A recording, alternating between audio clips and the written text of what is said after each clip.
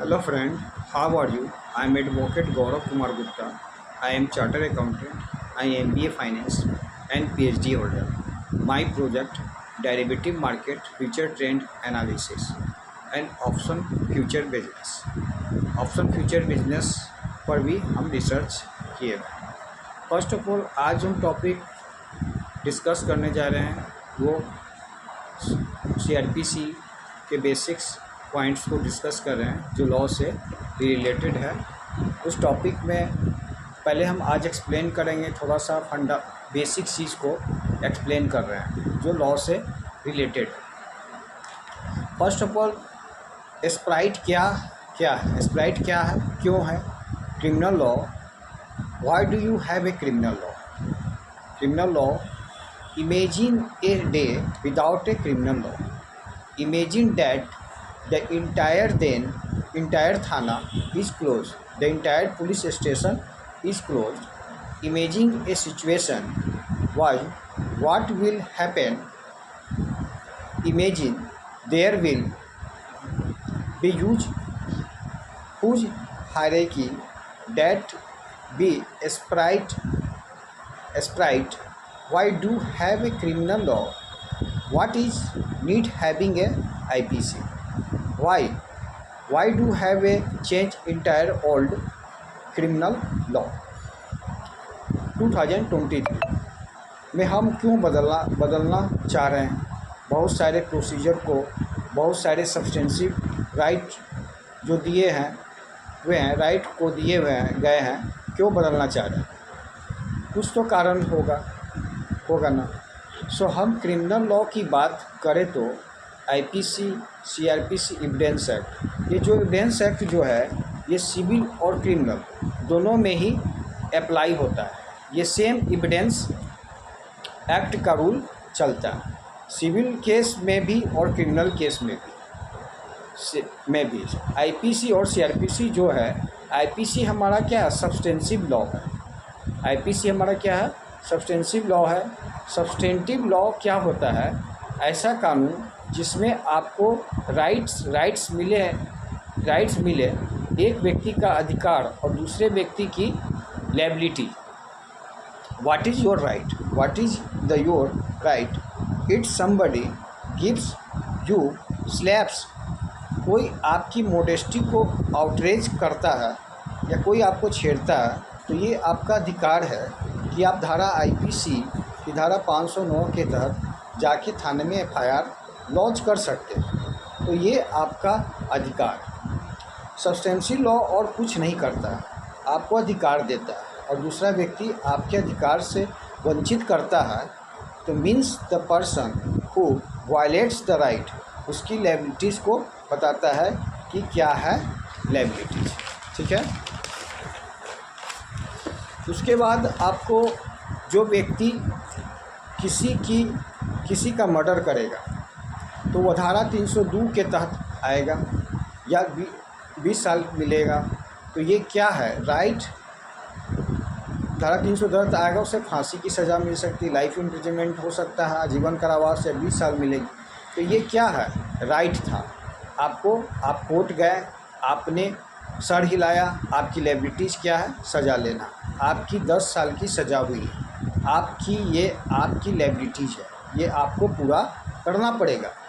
सो substantive law आपको rights and duty और liabilities बताता है। और वहीं पे सीआरपीसी क्या काम करता है, सीआरपीसी का काम क्या काम करता है। अगर आपके पास राइट है, सब्सटेंसिव लॉ में बता दिया गया है कि भाई आपके पास अधिकार है कि आपने कोई आपका मर्डर करे तो 3 साल की सज़ा मिलेगी। मान लीजिए, इमेजिन करिए, अब आपको पता ही नहीं है कि सज़ा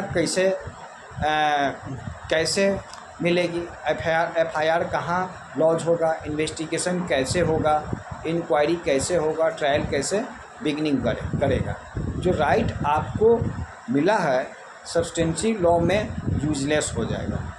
जो ये राइट मिला है, राइट को इन्फोर्स करने के लिए हमारे पास प्रोसीजर लॉ होगा।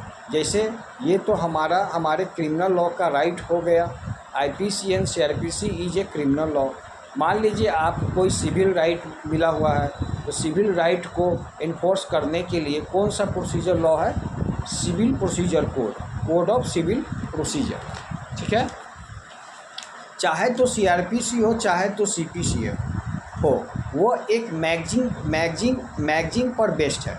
यूबी जस ईबी रिमेडियम, यूबी जस ईबी रिमेडियम, the say that where there is right there is remedies.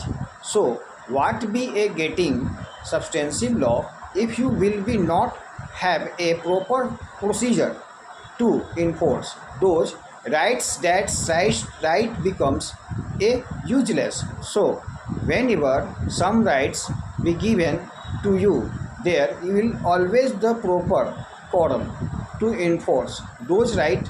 Got it, आपको जब कभी भी राइट मिलेगी तो आपको रेमेडीज भी साथ साथ मिलेगी। क्रिमिनल केस में दो पार्टीज होते हैं, एक जो होते हैं क्रिमिनल केस में दो पार्टीज होते हैं, एक स्टेट वर्सेज एक्यूज। कभी सोचा है कि स्टेट क्यों होता है? Crime is a wrong against a whole society, those a crime is committed towards a particular victim. Rape was committed against Nirvya, but in the entire society, because of that rape incident was affected, so it was a responsibility of the state. State का मतलब कोई राज्य सरकार नहीं, state का मतलब देश का कानून, स्टेट का मतलब हमारा parliament. It is where the duties of the state protect the each of the every individual. जब कोई भी क्राइम कमिट होता है उससे माना जाता है कि स्टेट ड्यूटी में फेलियर है। स्टेट क्या है? ड्यूटी में फेलियर है, अपने कर्तव्य में फेलियर है, असफल है, और स्टेट फेलियर हो चुका है और स्टेट ही सोसाइटी को रिप्रेजेंट कर रहा है, और सोसाइटी का एक अंश विक्टिम भी है। सोसाइटी का एक अंश क्या है? विक्टिम भी है। तो इसी वजह से स्टेट वर्सेज एक्यूज, स्टेट को कौन रिप्रेजेंट करता है? Public prosecutor. हर जुडिशरी एग्ज़ाम में ये आपको सवाल आएगा कि किस सेक्शन में पब्लिक प्रोसिक्यूटर को डिफ़ाइन किया गया है। फर्स्ट सवाल, पब्लिक प्रोसिक्यूटर कौन से व्यक्ति बन सकते हैं, पब्लिक प्रोसिक्यूटर की योग्यता क्या होती है, ये सवाल हमेशा आता है जुडिशरी में। किसी भी क्रिमिनल केस में पब्लिक प्रोसिक्यूटर को beyond the reasonable doubt guilt को प्रूव करना होता है। कैसे? बियॉन्ड द रीजनेबल डाउट का मतलब किसी भी केस को पूर्णतः कोर्ट को पूरी तरह से संतुष्ट करना पड़ेगा, उसे पूर्णतः कोर्ट को पूरी तरह से संतुष्ट करना पड़ेगा। कोर्ट के दिमाग में किसी भी प्रकार का संचय नहीं होना चाहिए, डाउट नहीं होना चाहिए। अगर आप कोर्ट को नहीं संतुष्ट करते हैं और public prosecutor beyond the reasonable doubt किसी फैक्ट को प्रूव नहीं कर पाता है, तो बेनिफिट किसको मिलेगा? एक्यूज को मिलेगा। इसमें बेनिफिट एक्यूज को मिलेगा। So it a duties of the public prosecutor to prove the case beyond the reasonable doubt. Civil case में कैसे प्रूव करना होता है? Preponderance of possibility.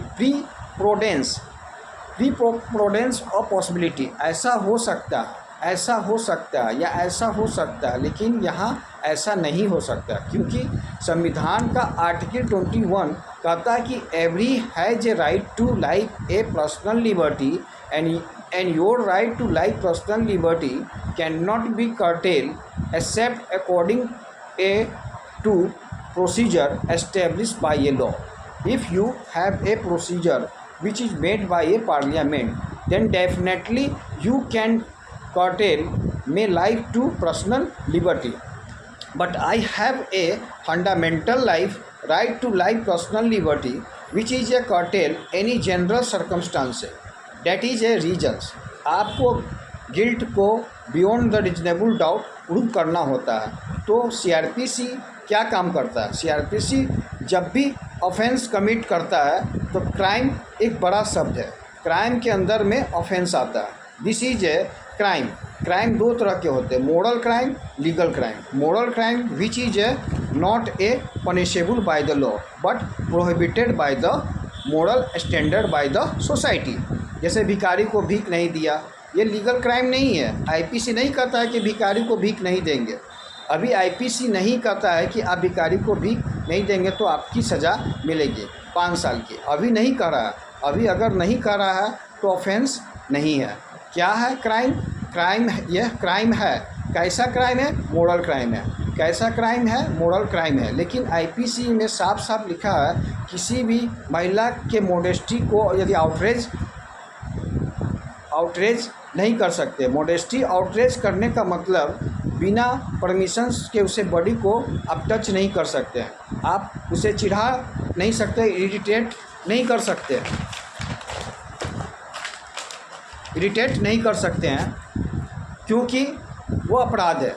जैसे एडल्ट्री ऑफेंस नहीं है, कल तक वो क्राइम था, लेकिन जॉनसन साइंस के मोरल के अनुसार ये मोरल क्राइम है। वाइफ अपने हस्बैंड से कह सकती है कि आप किसी के साथ नाजायज़ संबंध ना बनाएं, लेकिन that is not punishable by the IPC. So what is a punishable by the IPC is called offence. Crime is bigger ambit, crime is as well as legal crime. CrPC क्या काम कर रहा है? यह क्राइम को दो manner के होते हैं। क्राइम दो मैनर के होते हैं, पहला कोजनेबल ऑफेंस और दूसरा नॉन कोजनेबल ऑफेंस होते हैं। ये कैसे मालूम चलेगा कि कोई भी ऑफेंस कोजनेबल है या नॉन कोजनेबल ऑफेंस है? टेबल दिया है सीआरपीसी की शेड्यूल 1 में, वन टेबल दिया हुआ है। आईपीसी की डिफरेंट सेट क्लासीफाई है, टोटल 6 कॉलम है। कॉलम आईपी सेक्शन बताता है। सेक्शन 109 से बिगनिंग है, शुरुआत है। आपसे कोई सवाल पूछे आईपीसी में ऑफेंस कहाँ शुरू होता है, तो आप सवाल का जवाब देंगे 109 सेक्शन 109 से। इस तरह से 109 से लेकर 511 तक सीआरपीसी पनिशमेंट को बताता है। सीआरपीसी शेड्यूल 1 को देखेंगे तो कहाँ पे टोटल 6 कॉलम दिया गया है। आईपीसी के अपराध के बारे में बताया गया है, कौन सा अपराध कोजनेबल है, कौन सा अपराध नॉन कोजनेबल है, कौन सा ऑफेंस वायलेबल है, कौन सा ऑफेंस नॉन वायलेबल है, और किसी ऑफेंस का ट्रायल कौन सा क्रिमिनल कोर्ट करेगा। इससे क्या होगा कि हमें क्लैरिटी होगी depending upon the nature of the offence, हमें किस कोर्ट को अप्रोच करना है। तो जो कोजनेबल ऑफेंस नॉन कोजनेबल ऑफेंस के बीच में बेसिक फ़र्क होता है ये तो है, जब आप देखेंगे बेल एक्ट उठाएंगे तो बेल एक्ट में 2C में कोजनेबल ऑफेंस को डिफाइन किया। 2C में डिफाइन है और वो कहता है कि कोजनेबल ऑफेंस का means a cognizable for which a cognizable case means a case for which police officer can arrest somebody to the first schedule without obtaining the warrant. Without obtaining cognizable offense means offense for which, and cognizable case means case for which police officer can arrest without warrant. What is warrant? Warrant, it should not the basic ingredient. Warrant is a written authorization या permission for the court, where the court gives a permission to arrest somebody. What is the arrest? It is the legal process through to which the individual personal liberty in literal by the way. Warrant को हम अगले video में बहुत deep में discuss करेंगे। Offence में कोजनेबल offence non कोजनेबल offence के बारे में आपको बताएंगे अगले वीडियो में। आज आपको एक पॉइंट डिस्कस करने जा रहे हैं। जैसे आपके पास आ गया when shall the prosecutor and the accused we allow the recall the witness. इसका आंसर हो जाएगा in all the above condition में आप विटनेस को रिकॉल कर सकते हैं। पहले the court has to explain the charge to the accused. The accused wants to cross examine when a charge altered added by the court, under which section the criminal procedure code the high court as inherent power. और criminal procedure में inherent power को भी अगले video में discuss करेंगे। इसका section 482 हमें बताता है हाई कोर्ट का inherent power. CrPC when A irregularity caused by competent magistrate in doing one of the following work would make the proceeding void under the CRPC. Attach and sales property under section 83. अब नया जो कानून आएगा BNSS उसमें कुछ sections को change कर दिया गया. Before the issuance of process against the accused is a complaint case, the accused has no right particular in proceeding, a right to watch the proceeding. फिर है cognitive of offence defamations under the chapter. Defamation means क्या होता है? मानहानि करना. यदि cognitive offence definitions of chapter 21 of the Indian penal code be taken suo motu द्वारा हम इसका लेते हैं. एन एडिशनल सेशन जज में pass any sentence authorise by law except death. Additional session जज जो होता है यह डेथ पनिशमेंट कर सकता है, लाइफ इम्प्रिजनमेंट, आजीवन कारावास और form the term of existing 10 years 10 साल से अधिक की सज़ा सुना सकता है. अगले वीडियो में हम और भी टॉपिक को डिस्कस करेंगे, BBI कॉन्सेप्ट को बताएंगे. आज का वीडियो यहीं पर हम वाइप आउट कर रहे हैं.